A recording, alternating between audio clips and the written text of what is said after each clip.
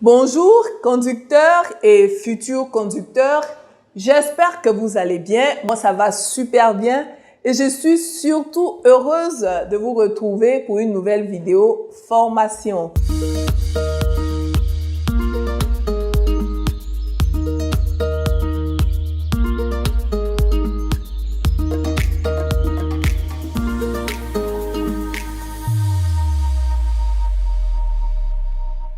Alors, pour toutes ces personnes-là qui nous prennent en marche pour la première fois, je suis Kone Wanju Ankamingesan, je suis monitrice certifiée d'auto-école et je suis surtout une passionnée de l'enseignement au code de la route et de la conduite automobile. Alors, la semaine dernière, nous avons parlé de l'arrêt du stationnement et aujourd'hui, nous allons poursuivre la formation sur l'arrêt et le stationnement.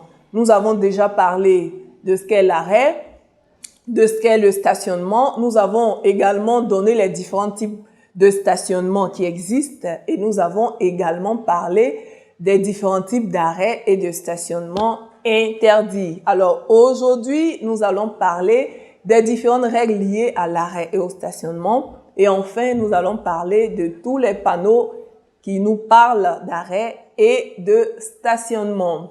On parle tout de suite des règles. Alors, lorsque je suis en agglomération, lorsque je suis à Abidjan, par exemple, il faut retenir que l'arrêt ou le stationnement, si je suis sur une route à double sens, l'arrêt ou le stationnement doit se faire à droite le long du trottoir. L'immobilisation à gauche est interdite. Ou si vous voulez, on va simplement retenir que lorsque je suis sur une route à double sens, l'arrêt ou le stationnement doit se faire dans mon sens de circulation. L'arrêt ou le stationnement doit se faire dans mon sens de circulation.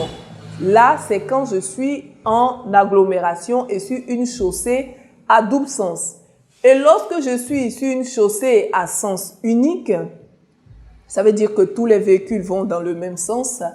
Dans ce cas, l'immobilisation, ou si vous voulez, l'arrêt ou le stationnement peut se faire à droite, mais il est également toléré à gauche. Mais dans tous les cas, il faut retenir que lorsque je veux immobiliser mon véhicule, il est préférable de l'immobiliser dans mon sens de circulation. Nous allons maintenant parler de lorsque nous circulons sur une chaussée hors agglomération. Alors, lorsque je suis hors agglomération, l'arrêt ou le stationnement peut se faire soit à droite, soit à gauche. Mais comme je disais tantôt, il est préférable de le faire dans son sens de circulation. Mais si par exemple l'accotement n'est pas praticable ou s'il est très réduit, en ce moment, si la signalisation l'autorise, je peux passer l'autre côté et immobiliser mon véhicule sur l'accotement gauche. Alors voilà ce qu'on peut retenir au niveau des règles. Pour récapituler, on va simplement dire quand je suis en agglomération et sur une route à double sens, l'immobilisation va se faire seulement à droite. Interdit d'immobiliser son véhicule à gauche. Et lorsque je suis sur une route à sens unique, l'immobilisation peut se faire soit à droite, soit à gauche. Ça, c'est lorsque je suis en agglomération. Et lorsque je suis hors agglomération, l'immobilisation peut se faire sur l'accotement à droite comme à gauche. Mais comme on le dit toujours, il est préférable de s'immobiliser dans son sens de circulation. Donc voilà ce qu'on peut dire au niveau des règles liées à l'arrêt et au stationnement. À présent, nous passons aux panneaux liés à l'arrêt et au stationnement. On va dire que concernant le stationnement, il existe 4 panneaux. Nous avons celui-là, celui-ci, celui-là et enfin nous avons celui-ci. On va essayer d'expliquer le plus simplement possible ces différents panneaux. Alors, prenons le premier panneau. Lorsque je suis dans mon véhicule et je rencontre ce panneau-ci, il m'indique que le stationnement est interdit. Nous connaissons la définition du stationnement. Alors, lorsque je rencontre ce panneau-ci, il m'indique que le stationnement est interdit. Mais l'arrêt est autorisé. Donc, lorsque je rencontre ce panneau-ci, il interdit uniquement le stationnement. Nous pouvons également avoir l'interdiction de stationner en signalisation horizontale. Alors, lorsque je suis également sur ma route et que je rencontre cette signalisation, alors un marquage jaune peint sur le bord du trottoir, il m'indique que le stationnement est interdit. Alors, vous allez remarquer que le trait jaune est discontinu et est peint sur le bord du trottoir. Alors, on va retenir que lorsque je rencontre ce panneau-ci, il m'interdit le stationnement du côté où se trouve le panneau, de là où le panneau est implanté, jusqu'à la prochaine intersection. Alors, il m'est interdit d'effectuer tout stationnement. Et comme je viens de le dire tantôt, vous avez également le marquage au sol qui interdit tout stationnement. Et comme je l'ai dit, ici, l'arrêt est autorisé. Nous allons passer au deuxième panneau qui, lui, nous parle de stationnement à alternance semi-mensuelle. Alors, on va essayer de définir les différents thèmes. Donc, stationnement, on connaît déjà la définition. Alternance, ça veut dire que le stationnement se fait d'un côté ou de l'autre. Et semi-mensuel, la moitié du mois. Donc, pour mieux comprendre ce panneau, on va dire que le stationnement est interdit du côté où il est implanté et vous allez trouver une date. On va vous mettre du 1er au 15. Donc, du 1er au 15, le stationnement est interdit du côté où j'ai rencontré le panneau jusqu'à la prochaine intersection. Je prends un exemple. Nous sommes le 10 du mois. Je sais que le 10 est compris entre le 1 et le 15. Alors, le 10 du mois, il m'est interdit de stationner là où se trouve le panneau jusqu'à la prochaine intersection. Alors, voilà un autre panneau. Et comme on l'a dit, pour revenir au stationnement interdit à alternance semi-mensuelle, ici, le stationnement est interdit et comme on l'a dit, l'arrêt est autorisé. On passe ensuite au deuxième panneau qui, lui, interdit le stationnement du côté où il est implanté du 16 au 31 du mois. Alors, lorsque je rencontre ce panneau-ci, le stationnement est interdit du côté où je l'ai rencontré jusqu'à la prochaine intersection du 16 au 31. Nous sommes le 25 par exemple. Le stationnement m'est interdit du côté où se trouve le panneau. Aussi simplement que ça. Alors, si par exemple, on me dit je suis le 25, on va dire que le stationnement est interdit du côté où se trouve le panneau, mais il est autorisé de l'autre côté. Voilà, donc stationnement à alternance semi-mensuelle. Voilà comment il faut comprendre ce panneau-ci. Et on va passer enfin au quatrième panneau qui, lui, parle de stationnement à alternance semi-mensuelle du 1er au 15 et du 16 au 31. Alors, je vous explique le plus simplement possible ce panneau. Dans certains pays, il existe des endroits où les maisons sont numérotées. D'un côté, vous avez les numéros pairs, 2, 4, 6, 8 et ainsi de suite. Et d'un autre côté, vous avez les numéros impairs. 1, 3, 5, 7 et ainsi de suite. Alors, lorsque je rencontre ce panneau-ci, on va m'indiquer simplement que du 1er au 15, le stationnement est interdit du côté où les numéros sont impairs. Et lorsque je suis du 16 au 31, le stationnement va être interdit du côté des numéros pairs. Alors, comment arriver à faire la différence entre numéro pair et numéro impair? On va simplement considérer le 1. On nous a dit du 1er au 15. Le 1, vous êtes d'accord que c'est un numéro impair.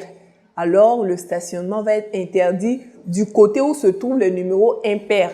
Et 16 étant un numéro pair, on va tout de suite comprendre que du 16 au 31, le stationnement est interdit du côté des numéros pairs.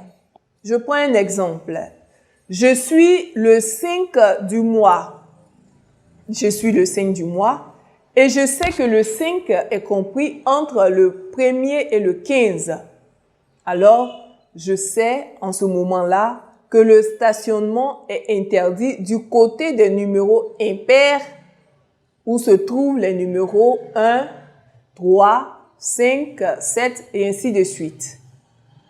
Si je suis, par exemple, le 8, c'est pareil. Je suis le 8. Le 8 est compris entre le 1 et le 15. Donc, le stationnement est interdit du côté des numéros impairs. Si je suis le 17, le stationnement va être interdit du côté des numéros pairs parce que 17 est compris entre le 16 et le 31 du mois. Voilà comment comprendre ce panneau-ci. Donc, en fonction de la date, je vais choisir le côté où le stationnement est autorisé. J'espère que l'explication est assez simple. Si vous n'avez pas compris, n'hésitez pas à laisser des questions en bas pour mieux vous expliquer. Nous allons enfin passer au panneau qui interdit l'arrêt. Alors tout à l'heure, nous avons uniquement parlé des panneaux qui interdisent les différents types de stationnement, les panneaux que nous venons d'expliquer. Et à présent, nous parlons du panneau qui interdit l'arrêt. Alors on va dire qu'il en existe un seul. C'est celui-ci. Lorsque je rencontre ce panneau-ci, l'arrêt et le stationnement sont interdits. Alors, si l'arrêt est interdit, bien évidemment, le stationnement ne peut pas être autorisé. Parce que vous savez que l'arrêt est quand même assez court, alors que le stationnement, il est quand même plus ou moins long. Donc, si l'arrêt est interdit, bien évidemment, le stationnement également est interdit. Et ce panneau-ci, signalisation verticale, on peut également le rencontrer en signalisation horizontale. Et en ce moment-là, vous allez rencontrer le même panneau peint sur le bord du trottoir, mais cette fois-ci en ligne continue jaune. Tout à l'heure, nous avons parlé de ligne discontinue jaune quand il s'agit du stationnement uniquement, mais quand il s'agit de l'arrêt et du stationnement, le marquage est peint en jaune, le bord du trottoir est en ligne continue. Alors voilà les différents panneaux parlant de l'arrêt et du stationnement. Pour terminer, on va également retenir que les différents panneaux d'arrêt et de stationnement peuvent être accompagnés de panonceaux.